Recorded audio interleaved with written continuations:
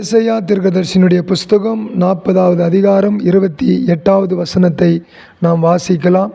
பூமியின் கடையாந்தரங்களை சிருஷ்டித்த கர்த்தராகிய அநாதி தேவன் சோர்ந்து போவதும் இல்லை, இளைப்படைவதும் இல்லை. இதை நீ அறியாயா? இதை நீ கேட்டதில்லையா? அவருடைய புத்தி ஆராய்ந்து முடியாதது. அவருடைய புத்தியை நீங்களும் நானும் ஆராய்ச்சி செய்ய முடியாது. அவர் சோர்ந்து போகிற கர்த்தரும் இல்லை. நம்முடைய தேவன் ஒரு நாளும் சோர்ந்து போகிறவர் இல்லை.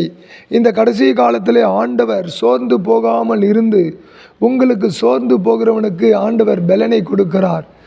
சோர்ந்து போகிறவனை தூக்கி மீண்டுமாய் அவர் நிறுத்த விரும்புகிறார். இந்த நாளிலே நீங்களும் நானும் ஒரு தெய்வத்தை ஆராதித்து கொண்டிருக்கிறோம். அவர் அநாதி தேவன். அவர் ஒரு நாளும் சோர்ந்து போகிற தேவன் இல்லை.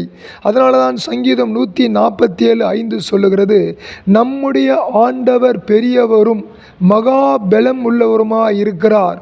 அவருடைய அறிவே அளக்க முடியாது. அவருடைய அறிவு அளவு இல்லாதது என்று சொல்லி நாம் வாசிக்கிறோம். நம்முடைய தேவனுடைய பலன், நம்முடைய தேவனுடைய மகா பராக்கிரமும், நம்முடைய தேவனுடைய கிரியைகளை நம்மாலே அறியவும் முடியாது, தெரிந்து கொள்ளவும் முடியாது. அவருடைய அறிவே அளவிட முடியாத அறிவாக இருக்கிறது. அப்படிப்பட்டதான தெய்வத்தை நீங்களும் நானும் ஆராய்ச்சி பண்ண ஒவ்வொரு நாளும் நம்முடைய வாழ்க்கையிலே நாம் தொடர்ந்து ஓட வேண்டும் என்று ஆண்டவர் விரும்புகிறார். அதனால தான் இந்த தேவன் பெரிய தேவன் என்பதை நீங்களும் நானும் புரிந்து கொள்ள வேண்டும். அவருடைய கிருபை, அவருடைய தயவு நம்மோடு கூட இந்த நாள் முழுவதும் இருக்கிறது. பெரிய அநாதி தேவனாக இருந்த தேவன் ஒரு நாளும் சோர்ந்து போகிறதில்லை. அவர்தான் அமெரிக்காவுக்கு தேவன், அவர்தான் ஆப்பிரிக்காவுக்கு தேவன், அவர்தான் இந்தியாவுக்கு தேவன், அவர்தான் உலக தேசத்துக்கு தேவன். அந்த தேவன் ஒரு நாளும் சோர்ந்து போகிற தேவன் இல்லை. அந்த தெய்வத்தை நீங்களும் நானும் ஒவ்வொரு நாளும் அறிந்து கொள்ள வேண்டும் என்று சொல்லி ஆண்டவர் விரும்புகிறார்.